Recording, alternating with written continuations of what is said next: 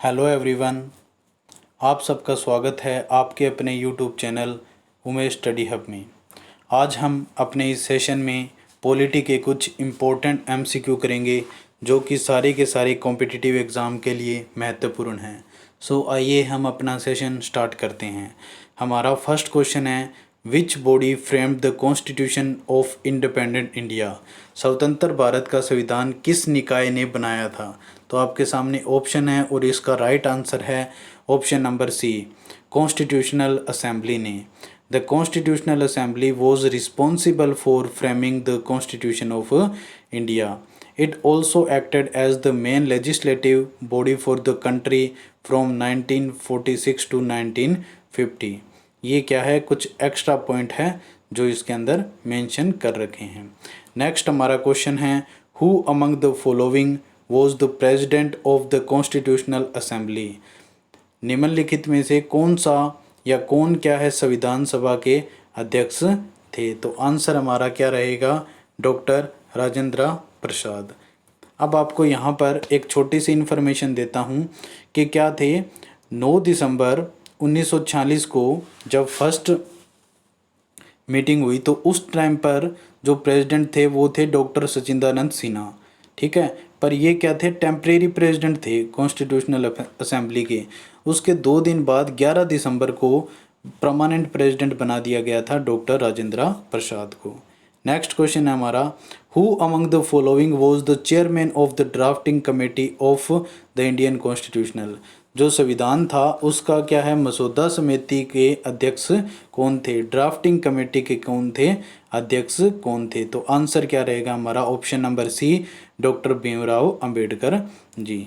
Next हमारा question है, भारत के संविधान को किसके द्वारा अपनाया गया था?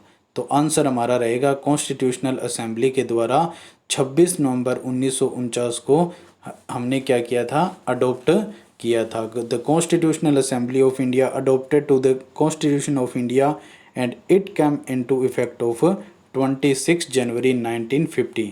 लागू कब हुआ था ये? 26 जनवरी 1950 से। नेक्स्ट हमारा क्या है, क्वेश्चन है, initially how many members were the part of constitutional assembly. संविधान सभा के प्रारंभ में कितने सदस्य थे? तो आंसर हमारा क्या रहेगा, 389 मेंबर्स थे। और प्रोविंसेस कितने थे, 292, मतलब प्रांत कितने थे, 292। नेक्स्ट हमारा क्वेश्चन है, what was the number of article at the time of commencement of the constitutional. संविधान के प्रारंभ के समय लेखों की संख्या, जो लेख या फिर अनुच्छेद थे उनकी संख्या कितनी थी? तो आंसर हमारा रहेगा 395, 395 थे।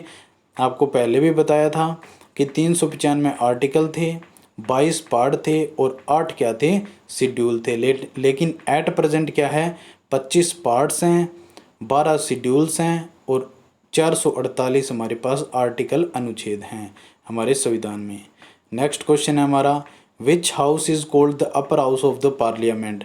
किस सदन को संसद का उच्च सदन कहा जाता है? आपको पता है जो पार्लियामेंट है उसमें क्या है, पार्लियामेंट की जब बात आती है तो उसके अंदर क्या है, राष्ट्रपति की बात आती है, लोकसभा की बात आती है और राज्यसभा की बात आती है। तो उच्च सदन किसको बोलते हैं, राज्यसभा को बोला जाता है। तो हमारा आंसर क्या रहेगा, ऑप्शन नंबर बी। और लोअर हाउस किसको बोलते हैं, वो बोलते हैं लोकसभा को। ये बात भी आपको इसमें याद रखनी है। और नंबर ऑफ सीट्स मैक्सिमम कितनी हो सकती है राज्यसभा में, 250। ये बात भी आपको इसमें याद रखनी है। नेक्स्ट हमारा क्वेश्चन है, which of the following schedule of the constitution of India deals with the matter like the formation of new state. नया स्टेट अगर बनाना है तो कौन से शेड्यूल के अंदर इसके बारे में हम पढ़ेंगे? तो वो आता है हमारा फर्स्ट शेड्यूल, पहली अनुसूची के अंदर ही हम बात करते हैं स्टेट एंड यूनियन की। ये बात आपको इसके अंदर याद रखना है। नेक्स्ट हमारा क्वेश्चन है, how many language are content in the 8th schedule of the Indian constitutional.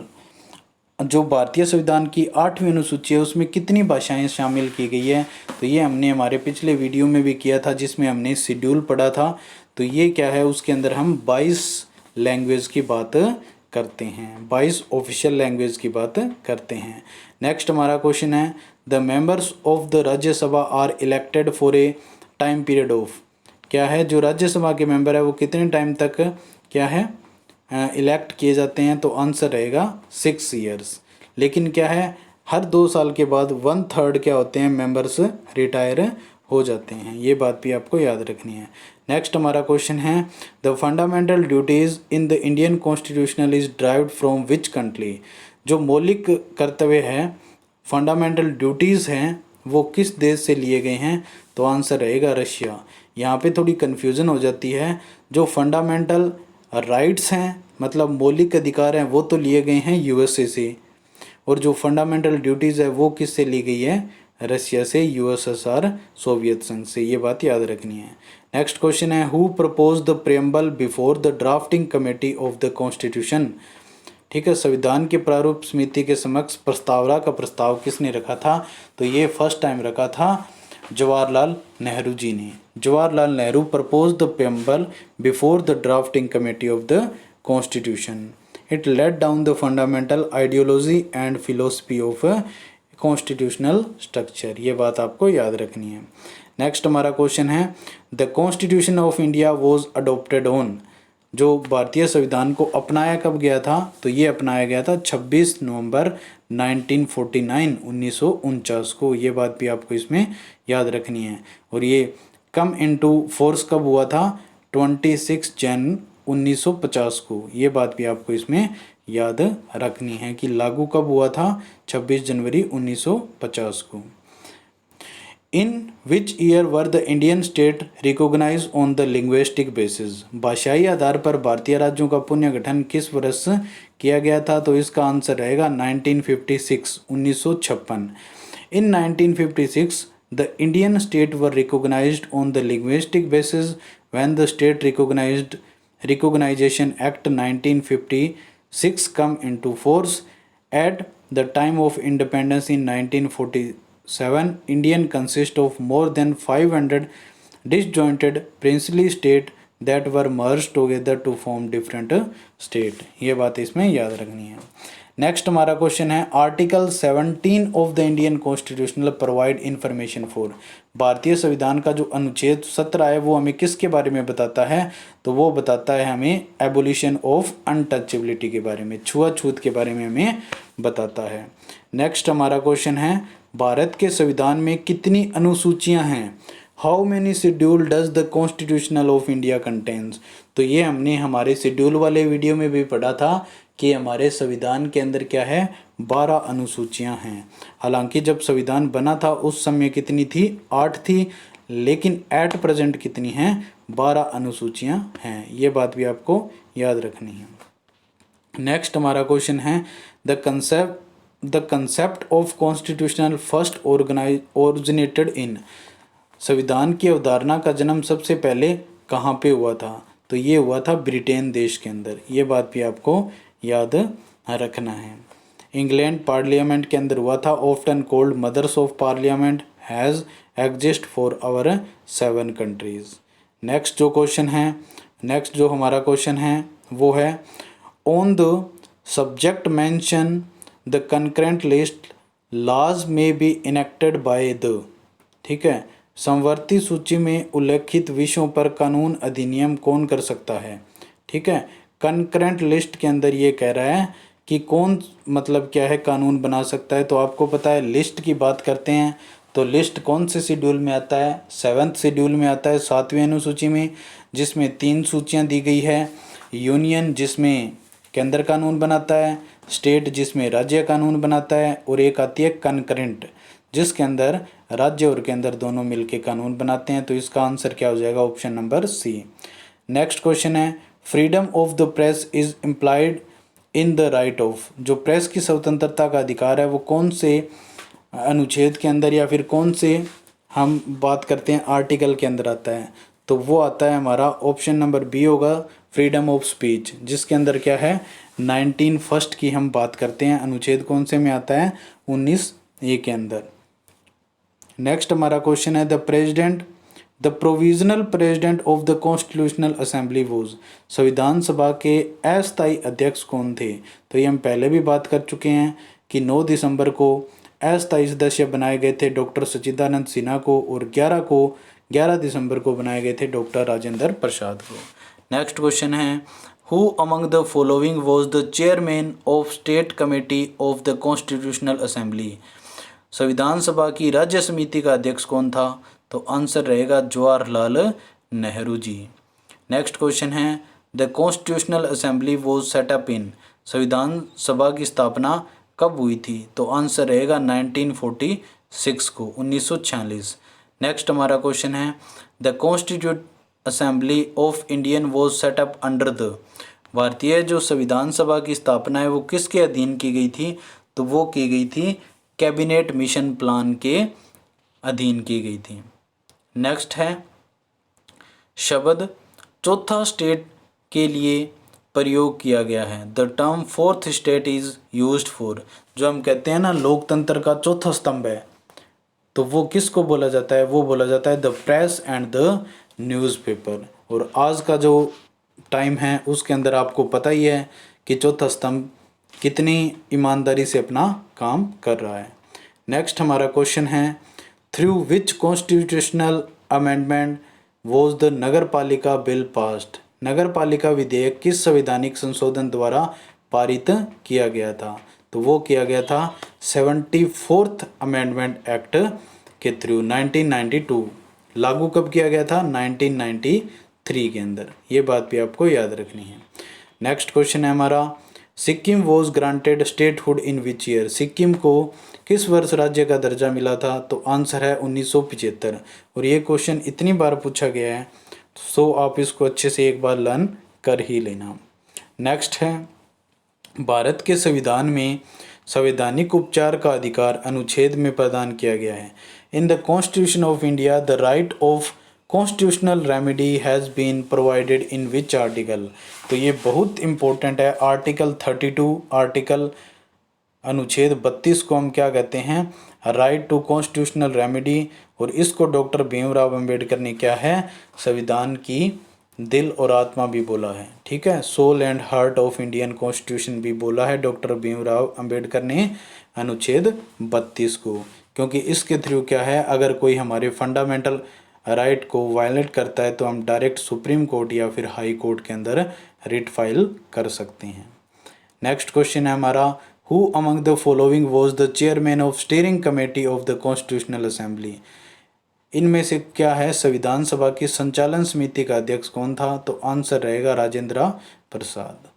Next question है the two words that were inserted by the 42nd amendment to the preamble of the constitutional. संविधान की प्रस्तावना में 42वें संशोधन द्वारा जोड़े गए दो शब्द कौन से थे? तो आंसर रहेगा सोशलिस्ट और सेकुलर।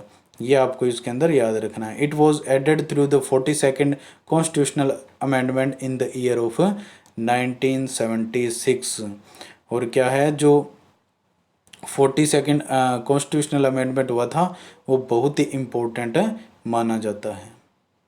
नेक्स्ट क्वेश्चन है the method of impeachment of the president of India is adopted from. जो भारत के राष्ट्रपति है उनके ऊपर महाभियोग की विधि को किस देश से अपनाया गया है? तो आंसर रहेगा यूएसए। इम्पीचमेंट का मतलब क्या होता है? किसी भी राष्ट्रपति को उसके कार्यकाल के दौरान उसके पद से हटा देने को इम्पीचमेंट कहा जाता है। तो वो किस देश से लिया गया है? यूएसए से लिया गया है। नेक्स्ट क्वेश्चन है who among the following was the chairman of fundamental right sub committee of the constitutional assembly. कौन संविधान सभा की मौलिक अधिकार जो उप समिति के अध्यक्ष थे? तो आंसर रहेगा JB कृपलानी। ये काफ़ी इंपॉर्टेंट क्वेश्चन है, इसको याद रखना है। सब कमेटी के चेयरमैन थे ये। नेक्स्ट हमारा क्वेश्चन है consent of the people means consent of. लोगों की सहमति का अर्थ है सहमति, तो इसका आंसर क्या हो जाएगा? Majority of the people. Simple सी बात है, लोगों की सहमति का अर्थ क्या है? लोगों की ही मेजोरिटी से है। नेक्स्ट क्वेश्चन है हमारा राष्ट्रीय गान सबसे पहले कब और कहाँ पे गाया गया था? When was the national anthem first संग एंड वेयर? तो आंसर रहेगा ऑप्शन नंबर डी 27 दिसंबर 1911 को कलकत्ता के अंदर ये गाया गया था। नेक्स्ट क्वेश्चन है भारतीय संविधान की संघ सूची में विषयों की संख्या कितनी है? The number of subject in the union list of the Indian constitution. तो इसका राइट आंसर क्या रहेगा? 97। द यूनियन लिस्ट और list first is a list of 100 items, ठीक है।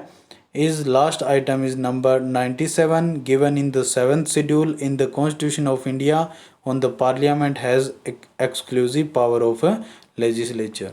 तो ये हम लिस्ट के बारे में पढ़ते हैं कौन से शेड्यूल में, 7th में, जिसमें हम यूनियन, स्टेट और कंकरेंट लिस्ट के बारे में पढ़ते हैं। तो जो यूनियन लिस्ट है उसमें क्या है, 97 सब्जेक्ट हैं, नंबर ऑफ सब्जेक्ट हैं। नेक्स्ट क्वेश्चन है which of the following article of the constitutional deals with the fundamental duties. कौन सा आर्टिकल है जो फंडामेंटल ड्यूटीज़ की बात करता है, तो आंसर है आर्टिकल 51A।